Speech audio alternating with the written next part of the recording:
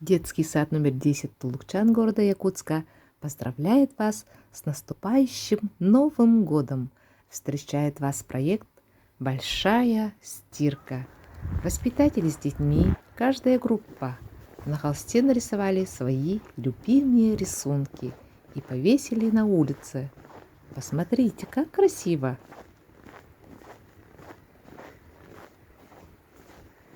Вот это сладости в английском стиле.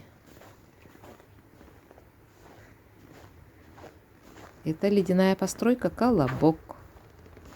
И, конечно же, символ года – елочка. А тут снежный десант.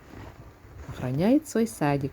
Множество снеговиков, большие, маленькие, снежные, деревянные, ледяные, матерчатые. И дети сами нарисовали правила, чтобы никто не ломал такую красоту.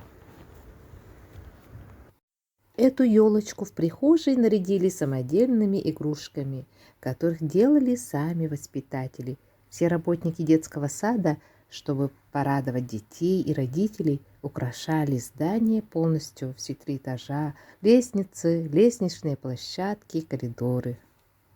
Также воспитатели с детьми украшали с любовью групповые комнаты. Сколько фантазий, любви, изюминки, вдохновения. Ведь подготовка к Новому году – это тоже праздник.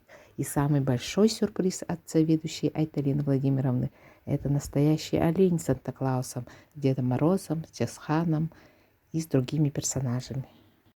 Падают к нам руки, и мне с тобой так хорошо, и никогда скучать. Салюты.